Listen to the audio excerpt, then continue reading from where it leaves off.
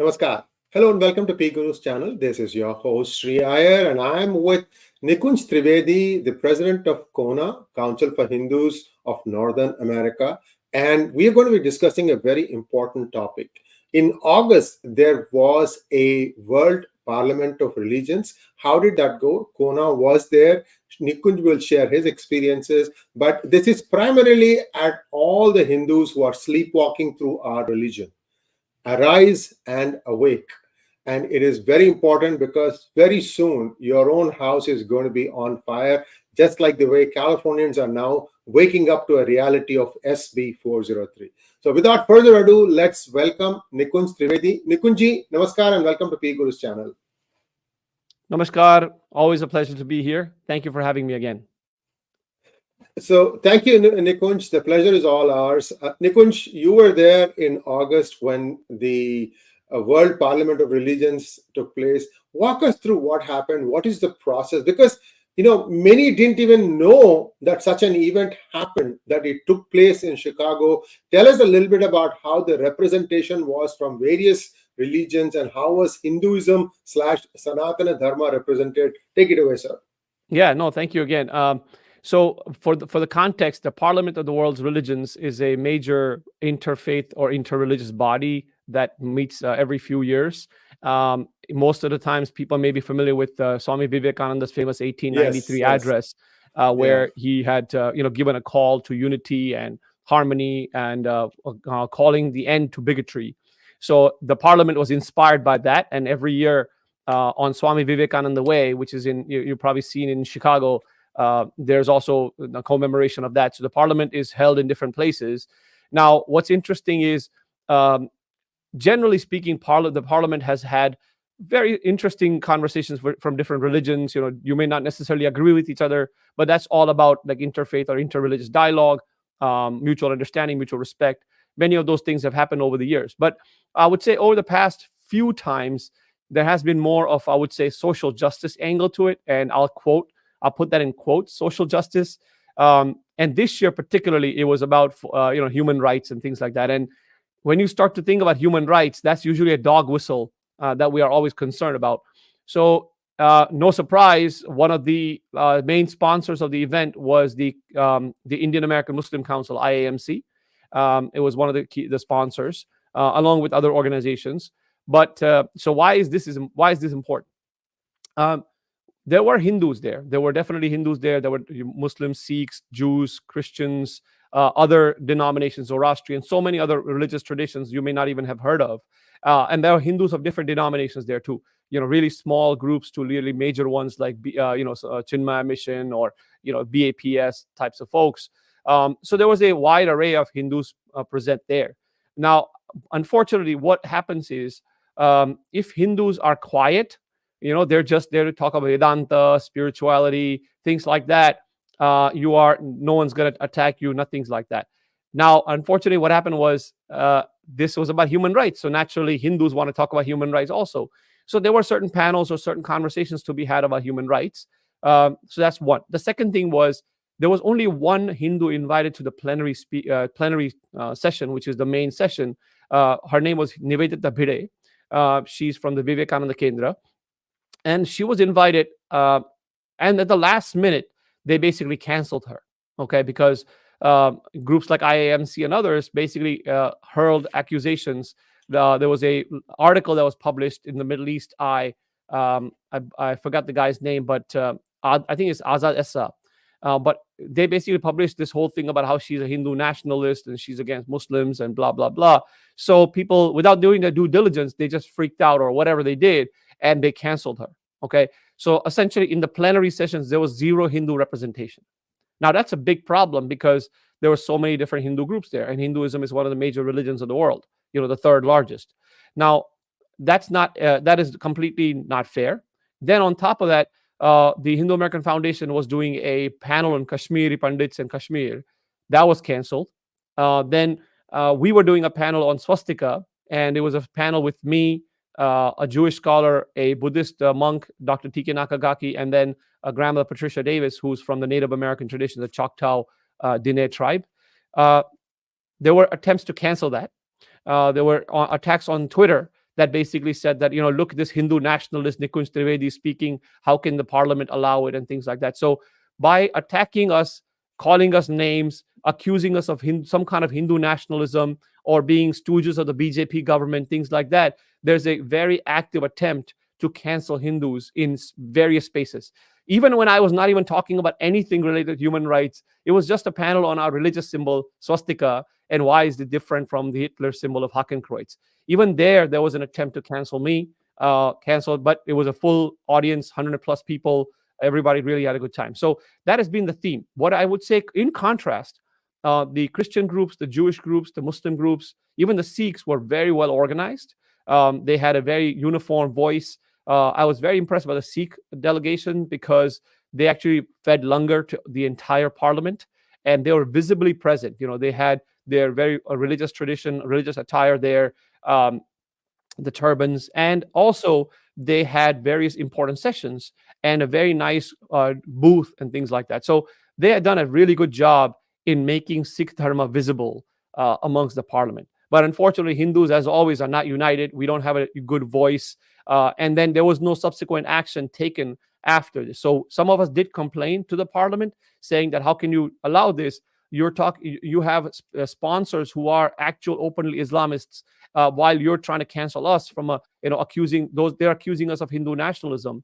There were even panels that had Hindus for Human Rights, IAMC, folks from other groups that were on that panel that were basically targeting India and essentially Hinduism and Hindus, calling them names. They even called out people in the audience, unfortunately, right? Not even respecting people in the audience, accusing them.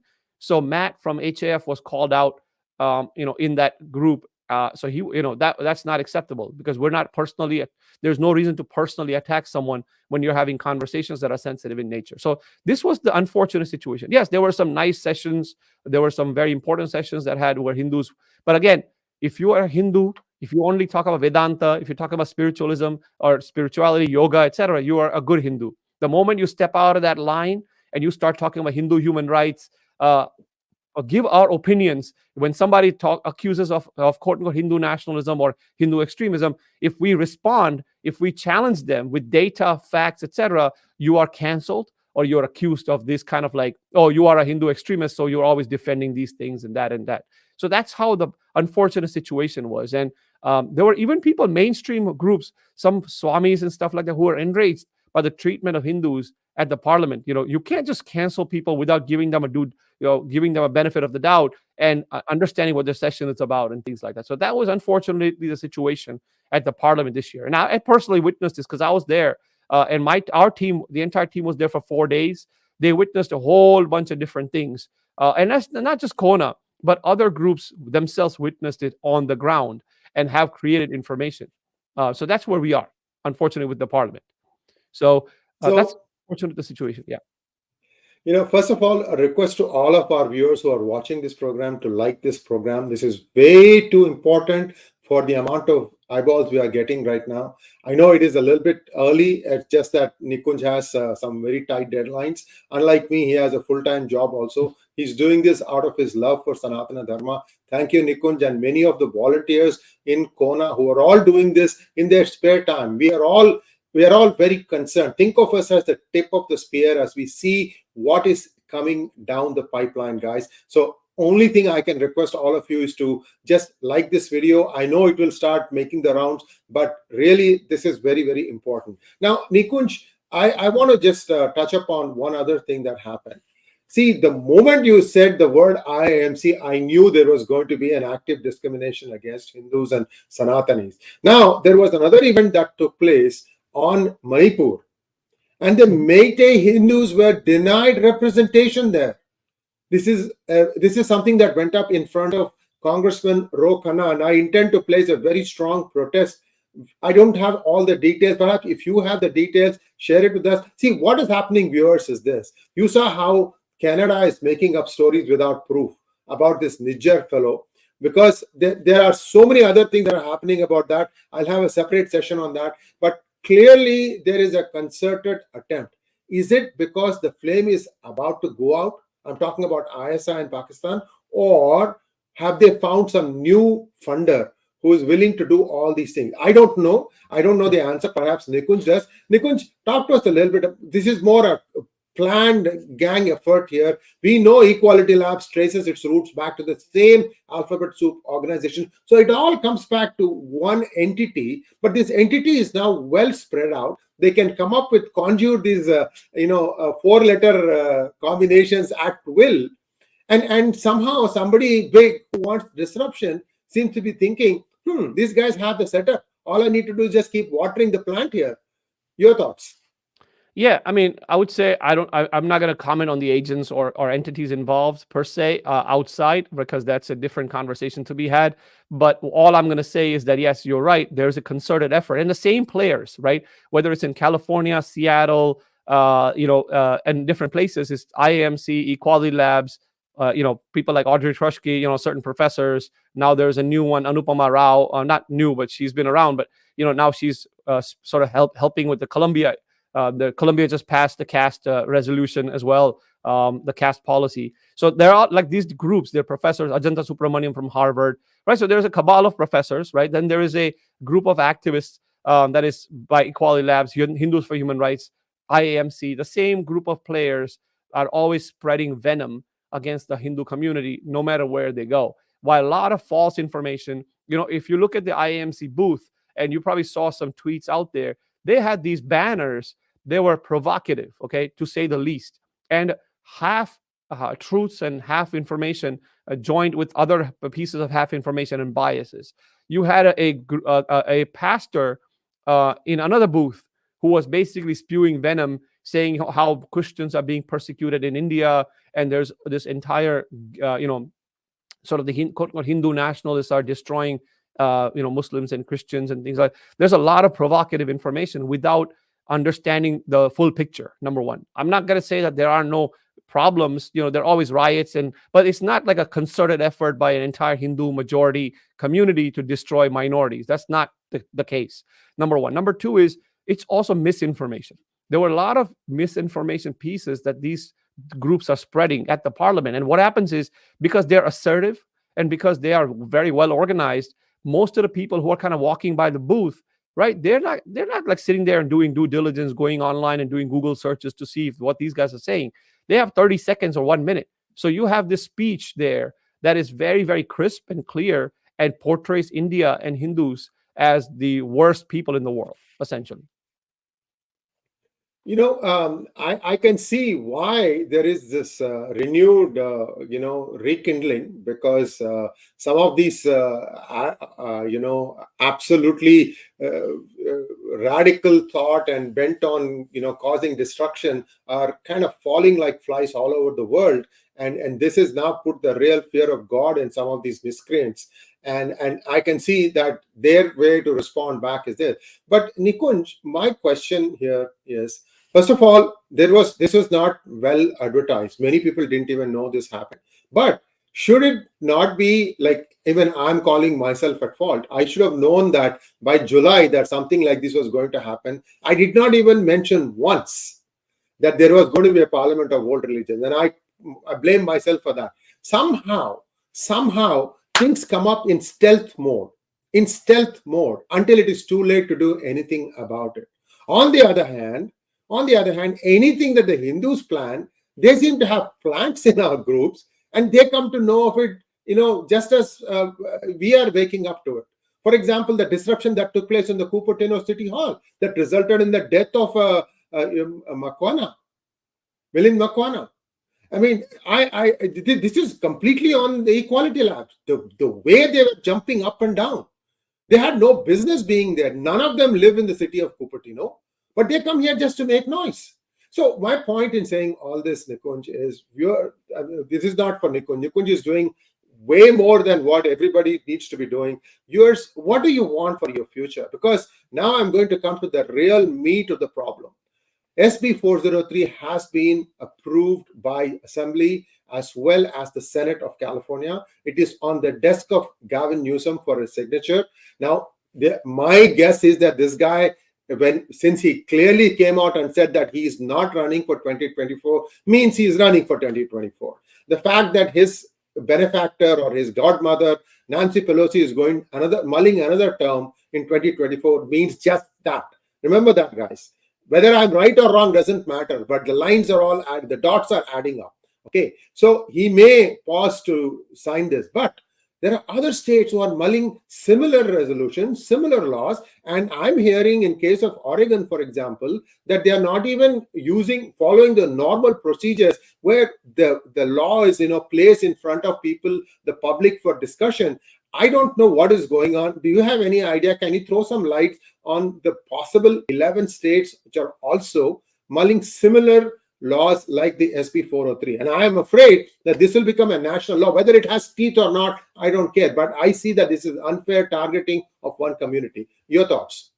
Yeah, I agree. It's definitely unfair targeting. And we have talked about SB-403 at length. And, there's issues about civil rights violations, targeting of the community, facial neutrality, so many different things. Because if you think about it, I asked one question that recently there was an article by Asra Nomani who said, oh, can an Italian American or an Irish American be accused of caste discrimination? Can you accuse I don't know, like a Saudi person of caste discrimination? Can you do that? If the answer is no, then we know what the situation here is, right? So there is definitely discrimination against the community, and I hope that people do wake up. Because when do you want to wake up? Do you want to wake up when your house is on fire and you can't do anything about it, or do you want to wake up before? So I would suggest wake up before, not after. Now, which are the other states? So in the case of Oregon, again, we're not doing our strategic homework. We found out much later, and what ends up happening is, luckily the assembly, I guess, shut down because of just the terms, and they're going to open up back again in 2024. But the law almost passed there. There's always an assembly member or a senator that's a bone to pick on something. Okay, so these guys go and target that person. In the case of California, it was Senator 𝗖𝗍𝘅 𝗢𝘂, right? I mean, right when a freshman senator comes in, and the first thing she does in a major way is introduces a bill that targets the Hindu community in Fremont. Fremont is one of her constituencies. One of the biggest Hindu communities in the Bay Area lives in Fremont, and you have a senator from there. Then similarly in Oregon, I think there's a Vietnamese or someone, Cambodian, who's targeting that. So there's 11, 12 states or whatever that might be. Our guess is potentially the same ones that the CAA was following, right? So if you look at the CAA resolutions and campaign, the anti-CAA campaigns a couple of years ago, you had New York, New Jersey, you had Minnesota, Illinois, like different states. Just like that, you'll find like you said, Oregon's already there. So primarily, unfortunately, Democratic states are going to be the main targets because there's a progressive sort of wave within these Democratic parties. For example, in California, you have the progressive Democrats really pushing this with Amar Shergill and others, while other Democrats grudgingly have to go with it. And we have had conversations with Democratic lawmakers in California, and they said, look, we understand your logic, we understand what you're saying, but we have to go with party line because there's a pressure that is being put in from somewhere. And we kind of have an idea where that somewhere is through the progressive Democratic side of things, unfortunately. So that might be the same case in other places. So we're watching. There are 11 or 12 or 13 states or whatever you want to say that are being targeted, unfortunately, but they're primarily going to be Democratic states. So this is going to be a real fight, and it's going to continue. That doesn't change what's going on in universities, folks. There's 15 to 20 universities that have already passed the policy. Columbia was another one that just recently did the Barnard College or whatever I think it's called. They passed that policy. I don't think Columbia University as a whole has done it yet, but each, like the teachers' colleges or the Barnard College, like within the institutions within Columbia, that's how it started in Harvard, for example. It's high time Hindus started having our own university. Remember, Brandeis was done for Jews. Brandeis University was started for Jews. And there are many such universities that had a very small, exclusive community for whom they had that university. At the matter of over time, this thing expanded to include many others. It is nothing wrong. Okay, before people jump up and down saying that is not being secular, look, where will our children turn to get good quality education if these kinds of falsehoods are being thrust upon them? First of all, they grew up in an environment where there is no mention of any of this kind of discrimination. So they are getting blindsided. Whether it is at middle school or high school, it depends upon which area you live in. So this is a clear and present problem. And I don't know What else can be done? See, there was a conference, caste conference, just one conference thus far in Fremont. And Nikunj was part of that. I happened to be there. And Pandit Satish Kumar Sharma flew over from London to kind of pull a lot of people in. But point is, this whole conference was intended to explain to the lawmakers of California what exactly is Sanatana Dharma about. Unfortunately, not one turned up, except for one or two smaller, lower level officials. No assemblyman turned up, as far as I know. No senator turned up, at least to be part of the conferences. They may have just come there to shake hands, just to make it look like they have attended. But there was no serious interest. My point is, we are not making enough noise. That is my simple thing. Nikunj, moving forward, I just want your thoughts on how do we need to be more proactive. We're doing what we can. Like even this particular hangout, I would have liked to have more people listening in, because many parents in India want to send their children abroad, and guys, these kids are going to get blindsided. They will be used, American slang, American words that they probably are not even aware of. What kind of experience would you like your child to have when they are coming here just to gain education? Over to you. No, I agree. And so I want to touch on a couple of things. See, what I would say is that we are making enough noise, but not in the right direction. It's like, because what ends up happening is we're not politically organized. We are not serious about what this is. Most of us work part-time, full-time in corporate America, and we're not doing this full-time. While other side has paid activists that fly in from different parts of the US to get on the ground in California, in Seattle, in Chicago, wherever you want to say, and they spend 3, 4, 5, 7, 10 days, whatever you want to say, on the ground. So if we want to up our game, we need to start doing that. We need to have paid professionals who are going to be doing this full time, because that's their career and their job. If I have to sit there and decide, okay, I'm going to have a project management meeting, or my boss is going to call me, and then I'm going to be on, in California taking a few days off from my job, that doesn't work. It works for a little bit, but it doesn't work fully. The second thing is money. See, we're not big in numbers, right? We're not like 10, 15, 20 million or 50 million in California, but our community has the money. So money talks, and it needs to be put in the right place. We're still not being, good with our money. We're putting money where it doesn't need to be all the time. It's nice to do donations on key causes and stuff. But besides that, you need to put money into activism, into political, activism, I would say. Because remember, who makes the laws? Your temple is not making the laws, folks. Your, Seva organization is not making laws. So it's important to support them, but think about where the laws are going to come. The laws are coming from lawmakers, whether it's at the state level or it's at the federal level. So other communities are pouring money into this because they care about themselves. They care about laws that are passed that have an impact. Unfortunately, our community is not caring enough until it's too late. And then we start crying, and then we start to say, oh, there must be something wrong in our community. And that's why these, white people or black people, whatever you want to say, different peoples are making laws about our community and things like. It's not like that. They are being fed propaganda. As I mentioned before, it's propaganda 𝗼𝗚 𝗍𝘗. It's not satya 𝗼𝗚 𝗍𝘗. We are too logical in our approach, and we want to defeat someone with like a book. We want to throw like a 50-page caste analysis to show how Sanatana Dharma has nothing to do with caste. Nobody cares. Nobody cares. Only thing people care about, how loud are you versus the other side? How much are you crying versus the other side? Okay. If you look at the body language of some of these activists, they go start crying, they come in crutches, they go on hunger strikes. I mean, all the things that will create a problem for a political leader, right? Logic doesn't create a problem. Logic is in the background, but some policy wonk sitting there and talking about it. A congressman, a assembly member, a senator will only listen to those who are emotional and strong and assertive. Okay. Nobody cares about the weak and the logical. I'm sorry to say that. And these are plain, straight words that come from years of experience. Viewers, before we leave, I want to place one thought in all of our minds. You know how 𝗒𝘚𝘗𝘗 Stalin said that Sanatana Dharma should be exterminated, like dengue and other offensive words? Do you know where the strongest pushback came from? Not in Tamil Nadu. not in India. It came from Malaysia.